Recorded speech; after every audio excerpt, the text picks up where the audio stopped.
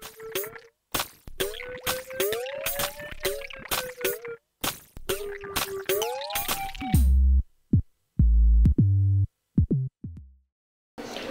sveicināti! Klāt kārtējā svētdiena, un šodien pie mums Tintnīcā ieradusies Kristīna Teilāne. Sveika! Labdien! Pastāst par savu grāmatu lasīšanas pieredzi. Cik bieži tu lasi? Lasu gandrīz katru vakaru, kad ir mazliet nogurums, lai atslāptu. Un tādējādi, jā, es lasu tik daudz labas grāmatas, ka man arī gribās uzrakstīt, un es zinu, ka man ir ko teikt. Mūsdienās cilvēku dzīves ritms ir diezgan dinamisks un ātrs, un līdz ar to grāmatu lasīšanai šķietam varētu nepietikt laika. Kā tu atrodi laiku apvienot savas citas nodarbes ar grāmatu lasīšanu? Grāmatu lasīšanai es vienmēr atrodu laiku, ja, tie ir parasti vakari. Tā jau ir tāda atpūta. Piemēram, arī braucot transportā, tagad ir pieejamas dažādas tehnoloģijas, lai lasītu. Tu minēji dažādas tehnoloģijas. Vai tu atbalsti elektronisko grāmatu lasīšanu? Es atbalstu, bet man pašai nav. Es tā īpaši neinteresējos, tā teikt. Man patīk līdzi paņemt, neskatoties uz grāmatas svaru. Ja. Tas tā personīgāk. Pastāsti, kādas grāmatas tu visbiežāk lasi? Es lasu detektīvus, lasu dažādas dzīves stāstus, autobiogrāfijas, arī postmodernismu visādus romānus. Ja. Kādēļ tieši tāda žanra literatūra? Tāpēc, ka tas ir cilvēcīgi, tas ir tuvu man, ja, tas, ka es varu salīdzināt, kā citiem ir gājis, kā man ir gājis, savu pieredzi, un ja es saprotu, ka es varu arī kaut ko pateikt tādu, ja, kas varētu pārsteigt citus. Un patiesībā ir tā, ka mūsdienu sabiedrībā cilvēki izlasa manu grāmatu, un tas jau nav nekas tāds, kas citiem nenotiek. Ja? Šīs situācijas, kuras raksturoju, tas ir gandrīz vai katrā otrajā, trešajā ģimenē. Un cilvēki pabrīnās, ka kā viņi varēja uzdrīkstēties. Ja? Ka, jā, viņi jūt līdzi un brīnās par to, ka kāds par to runā. Vai izvēloties grāmatas ir kādi kritēriji, pēc kuriem tu atlasi to, ko tu vēlēsies lasīt? Vai, piemēram, vizuālais noformējums ir svarīgs? Manuprāt, ir svarīgs, jā, bet man svarīgāks ir autors. Ja es esmu dzirdējis kaut ko un pati personība vai redzējusi kādas intervijas. Vizuālais noformējums, protams, tas kā konfekšu papīrīts, ja? Bet citreiz, protams, liek vilties. Tu minēji kādus mīļākos autorus. Pastāst par tiem. Mani mīļākie autori, protams, ir Kristiāna F. Mēs zoostacijas bērni, kas ir vienkārši, manuprāt, ģeniāla grāmata. Viņi ir tik dzīves pilna, ja, un tur ir sāpīga pieredze. Es ļoti jūtu šai grāmatai līdzi, tādēļ, ka man ir dzīvē gadījies līdzīgi. Ne man, bet es esmu redzējis, ko tas nozīmē. Tur tas raksturotais stāstiņš. Tā ir ļoti laba kvalitatīva grāmata. Man ļoti žēl, ka viņa bija limitēta. Es viņu nopirku, kad man bija 12 gadi. Ja, un tad viens no labākajiem, manuprāt, rakstniekiem ir Edgars Poe. Varbūt viņš ir mazliet tāds bērnišķīgs, kad vairāk lasa pusauģi, ja, kas tendētu uz tādu tumšo pusi. Ne, bet man nav gan līdzi interesantākā grāmata, kas ir Nodevīgā sirds, kuru es iegādājos antikvariātā. Bet, ne jau šī Beņģeles arī ir laba, bet tur, cik es zinu, tur ir klāt izdot kādi stāsti, kas viņa dzīves laikā netika publicēti. Un to ļoti var just. No mūsu pašmāja, protams, ir Amanda Aizpuriete. Man ļoti patīk Amandas Aizpurietes dzeja. Viņa ir arī ļoti tāda sāpju un bēdu pilna. Bet, es varu saskatīt paralēlus. Jā, diemžēl man mīļākā grāmata nav man līdzi, jo es, protams, sajūsmā stāstot kādam par šo grāmatu, esmu viņu iedevusi izlasīt. Jā, tas viennozīmīgi ir Gregoārs Bujē, kas ir franču žurnālists un viengrāmatnieks, bet, viņam tiešām bija ko teikt, ja. Viņš rakstīja postmodernisma romānu, kur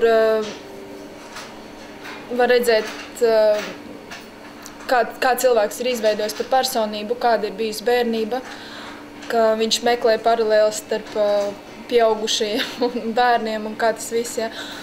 Tas ir simetrijas meklēšana, drīzāk. Tā ir gan izklaide, gan nopietna viela.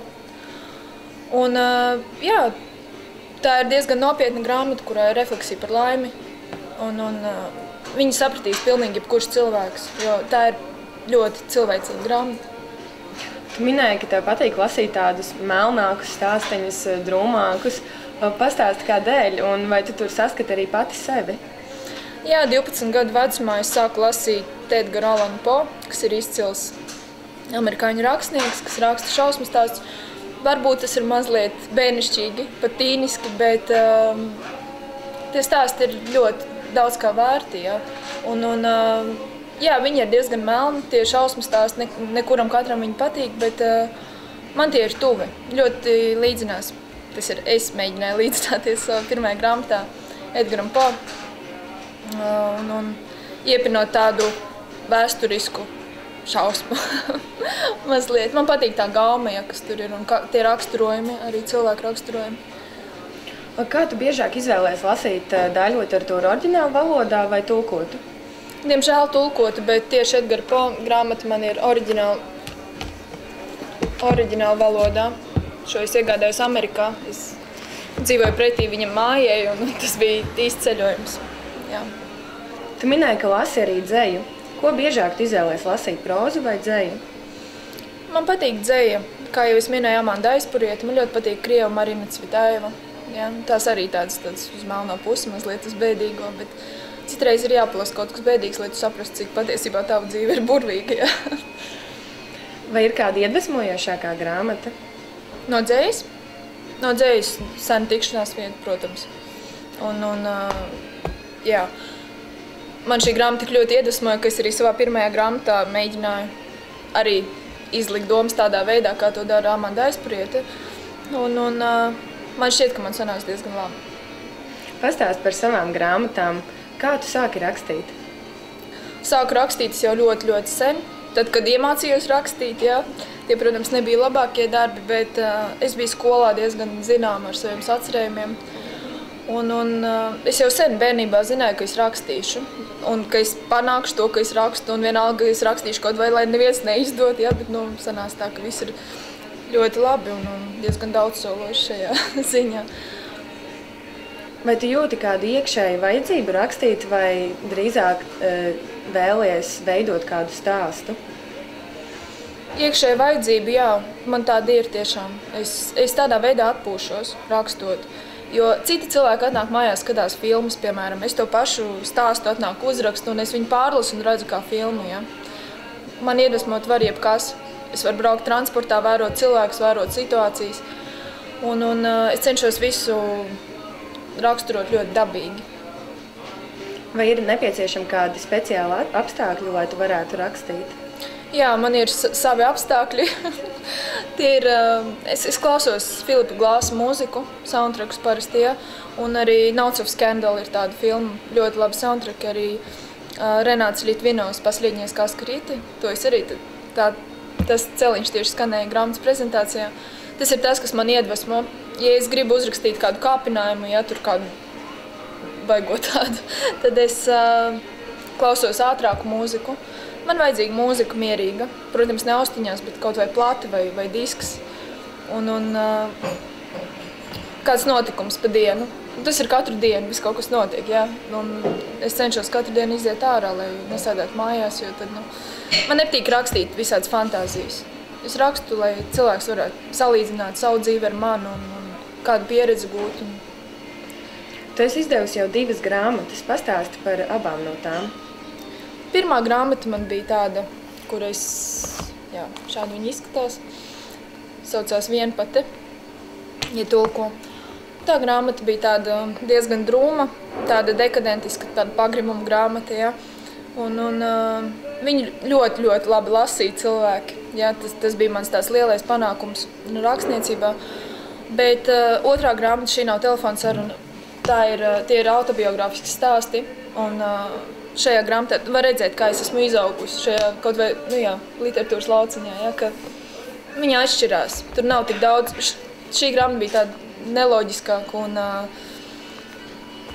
tāda, kur bija vairāk fantāzijas. Otra grāmata ir tāda patiesāka. Es daudz vairāk centos rakstot otro grāmatu. Pirmā bija tāda, ka es baidījos sākt kaut ko, un tad man šķita, ka jāpierakst vēl kaut kas klāt un tā. tur to ļoti var just. Otrā grāmata ir sakārtota un tāda ļoti dvēseliska. Pastāst vairāk par savu otro grāmatu, par ko tā ir?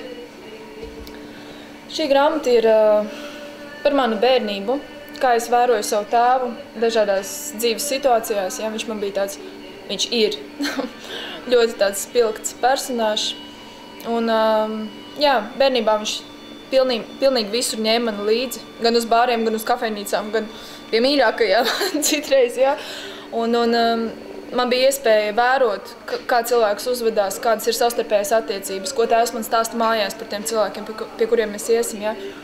Un šeit ir stāsti gan par kurlmēmām sievietēm, gan par sēriju veidu slepkavām dzīvē satiktiem, gan par nodevību, par mīlestību, par ciešanām, par 90. gadu bandām un tā tālāk. Ja. Nu, man ļoti patīk lasīt tādu tipu grāmatu, tāpēc es radīju priekš sevis perfektu grāmatu. Manuprāt, tas skan augstprātīgi varbūt, bet nu, tas ir labs darbs. Kā tavi draugi reaģēja uz tavu jauno grāmatu? Mani draugi, viņi man vienmēr atbalsta. Mani draugi ir arī, piemēram, Artūrs Bērziņš, kas veidoja grāmatas Vāku. Tas ir ļoti, ļoti talantīgs cilvēks, kurš arī man iedvesmo. Katra tikšanās reize ar viņu ir kaut kas vienkārši fantastisks.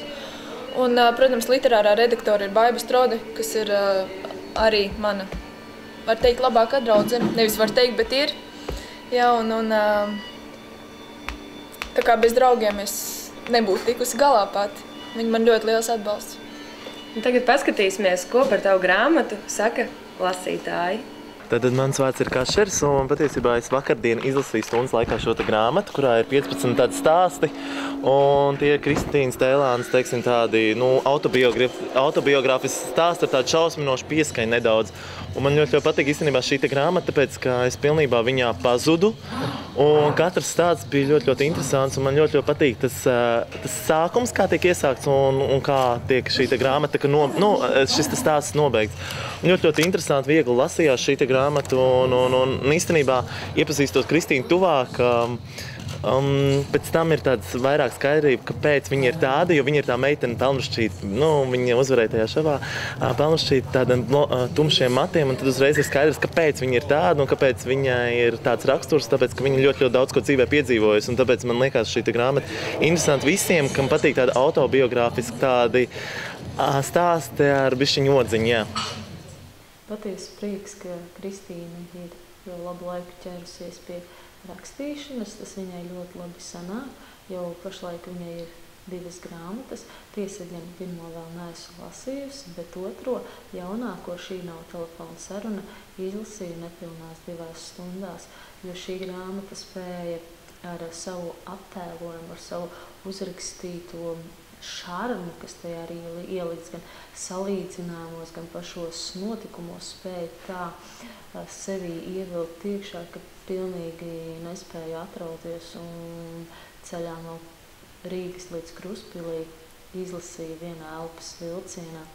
Šī grāmata ir ļoti tāda saturiska, biogrāfiska, ir ļoti tādas, pat nevarētu teikt, ka interesantas situācijas, bet diezgan, varbūt nedaudz dramatiskas, īpaši pie tā, ka Kristīna tajā laikā bija tikai, pusauģa gados, pat vēl mazāka kā bērns, un visu to arī redzēt, piedzīvot, bet tajā pašā laikā arī pēc laika saglabāt labas attiecības ar saviem vecākiem līdzcilvēkiem un nepazaudēt arī to dzīves veiksmi. Tas tikai ir apsveicami, un tiešām jebkuram iesaku izlasīt šo grāmatu jaunāko Šī nav telefona saruna un izvērtēt, kādas attiecības mums ir ar katru cilvēku, un varbūt arī no šīm stāstiem mēs varam kaut ko mainīt, uzlabot, jo katra grāmata jau mums arī kaut ko vēsta, ko mēs varam savā dzīvē gan veidot, gan pilnveidot, gan pamainīt, gan ļoti dažādīgi mūs bagātina. Katram tiešām iesaku izlasīt šo grāmatu, jo tā liks padomāt. Un par Kristīnu ir liels prieks, ka viņa joprojām spēja pēc notikumiem saviem saglabāt sevī tādu siltumu un dzīves prieku. Un arī man ir tāda viena grāmata īpaša, kur es ik pa laikam palasu, tāda ir dzīve, dzīve ir tāda, un šeit es ar tām nejauši uzšķiru, kā jebkuroj grāmatai nejauši uzšķirot, ir kāds domu grauds vai pantiņš, un es skatījos, un tādā 79.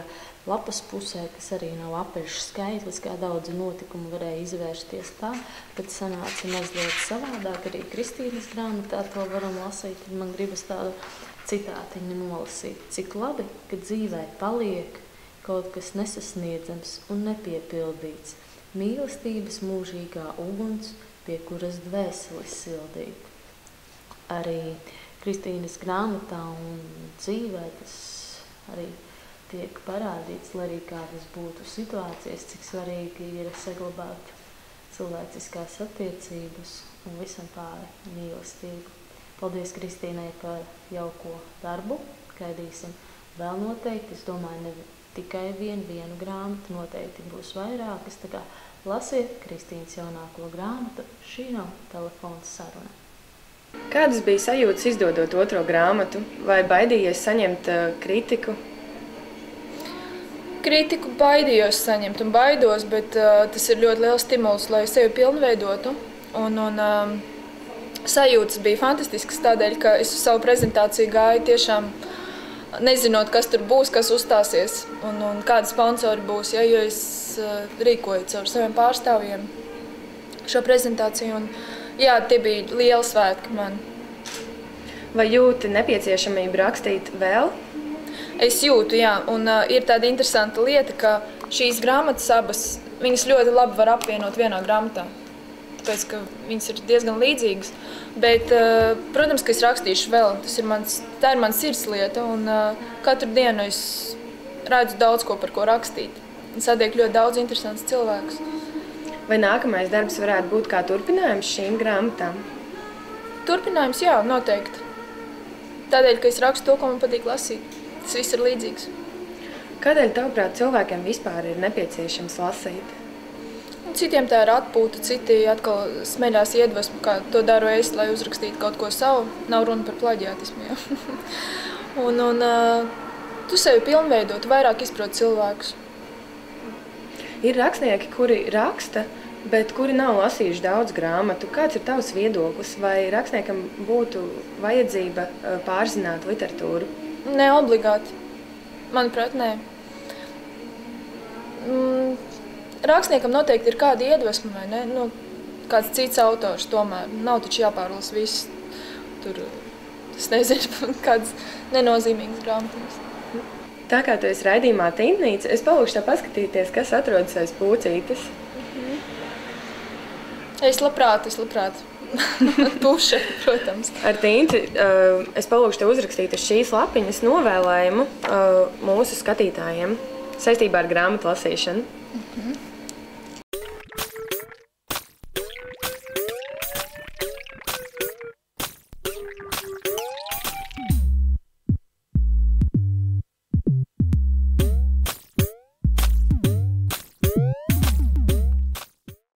Lūdzu, nolasi arī skatītājiem, ko tu esi uzrakstījusi. Tātad es novēlu katram no mums vairāk brīvā laika veltīt lasīšanai, jo tā ir dvēseles pilnveidošana. Liels paldies tev par sarunu. Paldies jums, ka skatījāties. Tiekamies nākamā svētdien, 11.